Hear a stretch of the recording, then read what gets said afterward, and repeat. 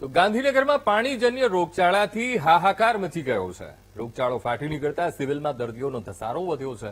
ગાંધીનગરમાં ટાઇફોઇડથી 2 વ્યક્તિના મોત થયાનો પણ કોંગ્રેસે દાવો કર્યો છે. 2 વ્યક્તિના મોતના કોંગ્રેસના દાવા પર મનપા કમિશનરે પ્રતિક્રિયા આપી. તો ટાઇફોઇડના કારણે કોઈ મૃત્યુ ન થયું હોવાનું મનપા કમિશનરે નિવેદન આપ્યું. હાલ ગાંધીનગર સિવિલમાં 113 લોકો દાખલ છે. સાથે પણ કહ્યું કોર્પોરેશન દ્વારા સઘન ઝુંબેશની કામગીરી પણ ચાલી રહી છે. ગાંધીનગરના 75,000 વ્યક્તિઓનો સર્વે કર્યો છે. પાઇપલાઇનના લીકેજ દૂર કરી દેવામાં આવ્યા છે અને ગાંધીનગરમાં કુલ 343 પાણીના સેમ્પલ પણ લેવામાં આવ્યા છે. પાણીના સેમ્પલમાં કશું જ વાંધાજનક મળ્યું નથી. આ મનપા કમિશનરે આ પોતાની પ્રતિક્રિયા આપતા આ દાવો પણ કર્યો.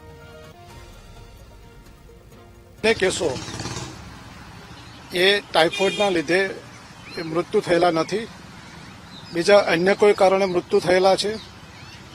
જ્યાં સુધી ગાંધીનગર મહાનગરપાલિકામાં કેસોના ટાઇફોઇડના સંબંધ છે ત્યાં સુધી અત્યારે હાલ 113 જેટલા દર્દીઓ હોસ્પિટલાઇઝ છે. આજે 30 દર્દીઓને હોસ્પિટલમાંથી ડિસ્ચાર્જ કરવામાં આવ્યા છે. દાખલ કરવામાં આવેલા 113 દર્દીઓ જે છે એમની સ્થિતિ ઘણી સારી છે. તો આ જ મુદ્દા ઉપર આપણી સાથે MD physician doctor Paresh Mehta આપણી સાથે લાઈવ જોડાઈ ગયા છે. મહેતા સાહેબ, ખૂબ ખૂબ સ્વાગત છે વીટીવી ન્યૂઝ પર. હવે ગાંધીનગરમાં ટાઇફોઇડના કેસમાં સતત વધારો થઈ રહ્યો છે. ત્યાંની ગાંધીનગર સિવિલમાં દર્દીઓનો પુષ્કળ ધસારો પણ વધી ગયો છે. કેસીસ વધી રહ્યા છે. હવે આમ તો આપણે એવું સાંભળ્યું છે કે ભાઈ પાણીજન્ય આ રોગચાળો છે એટલે ચોમાસું આવે ત્યારે ખાસ ધ્યાન રાખવું પડે, પણ હવે આ તો ભર શિયાળામાં આ ટાઇફોઇડે ગાંધીનગરમાં માથું ઊંચક્યું છે. હવે એનાથી બચવું હોય તો કઈ કઈ તકેદારી ખાસ તો રાખવી પડે? સૌથી પ્રથમ હું ડોક્ટર પરેશ મહેતા સુરતથી બોલું છું. પ્રથમ એ છે કે ટાઇફોઇડ આટલો જલ્દી નિદાન થતું નથી. આ જે હમણાં ગાંધીનગરમાં રોગચાળો જે ફેલાયેલો છે એનું મુખ્યત્વે કારણ કન્ટામિનેટેડ વોટર છે. એટલે વોટરમાં ઘણા વાયરસ હોઈ શકે, બેક્ટેરિયા હોઈ શકે કે પેરાસાઇટ બી હોઈ શકે. તો જ્યારે બી આવું કન્ટામિનેટેડ વોટર આવે તો દરેકના ઘરે ગરમ પાણી કરવાનું અને એને ઠંડુ કરી ઉકાળેલું પાણી ઠંડુ કરવાનું ને એ જ પીવું જોઈએ ને એ સ્વચ્છ વાસણમાં પીવું જોઈએ. બીજું, ઝાડા થવાના ઘણા કારણો શિયાળાની સિઝનમાં વાયરલ ડાયરિયા બી હોઈ શકે છે. એટલે એવા કેસીસમાં બી એ પ્રકારની કાળજી રાખવી જોઈએ. બાકી આ ટાઇફોઇડના લઈને છે એ સાબિત કરવું ઘણું અઘરું છે. અચ્છા, હવે મહેતા સાહેબ, આના લક્ષણો શું? કેવી રીતે દર્દીને ખબર પડે કે ભાઈ આ મને ટાઇફોઇડની નિશાની છે, રિપોર્ટ કરાવવા પડશે અથવા તો ડોક્ટરને મારે એ બતાવવા જવું પડશે, નિદાન એનું લેવું પડશે? એ કયા લક્ષણો? જનરલી ટાઇફોઇડ કે કોઈ પણ ઝાડા ઉલટીના કેસો હોય એ ખરાબ પાણી કે ખરાબ કે ઉગાડેલો ખોરાક ખાવાથી થાય છે. જનરલી એના લઈને પેટમાં દુખાવો, ઝાડા, ઉલટી, માથાનો દુખાવો, શરીરના દુખાવો થઈ શકે છે. અને તીવ્ર તાવ આવવો એ ટાઇફોઇડનું મુખ્ય લક્ષણ છે. તાવ એટલે 102, 103, 104 તાવ હોઈ શકે છે. આ એના મુખ્યત્વે લક્ષણો.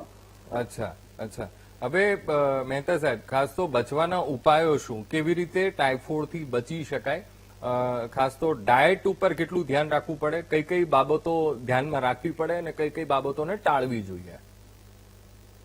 આપણે ચર્ચા કરી એ પ્રમાણે કોઈ પણ ગેસ્ટ્રો કે ટાઇફોઇડના કેસો ખુલ્લો ખોરાક કે કન્ટામિનેટેડ વોટર પીવાથી થાય છે. તો જનરલી પાણી ઉકાળીને પીવું જોઈએ. બીજું, ખુલ્લો ખોરાક, વાસી ખોરાક, સવારનો સાંજવાળો ખોરાક, ખોરાક ઉપર મચ્છર, માખી કંઈ પણ લાગ્યું એવો ખોરાક ટાળવો જોઈએ ને શુદ્ધ ખોરાક જ લેવો જોઈએ ને ગરમ ઉકાળેલો ગરમ ખોરાક લેવો જોઈએ ને ખાસ કરીને આ પ્રકારની બીમારી દરમિયાન પ્રવાહી ખોરાક વધારે લેવો જોઈએ. જેવી રીતે કે ખીચડી છે, સૂપ છે, છાશ છે, દહીં છે, દાડમનો રસ છે, એ બધું ખોરાક લેવો જોઈએ. તદ ઉપરાંત જયારે દર્દી ઝાડા ઉલટી કરવા જાય છે ત્યારે એના હાથ કે એનું શરીર ગંદુ થયેલું હોય છે તો હાથ જયારે બી ઝાડા ઉલટી થઈને આવે તો આપણે હંમેશા સેનિટાઈઝરથી હાથ સાફ કરવા જોઈએ. ખાસ કરીને નખની અંદર જંતુ રહેલા હોય છે તેને વ્યવસ્થિત રીતે સાફ કરવા જોઈએ.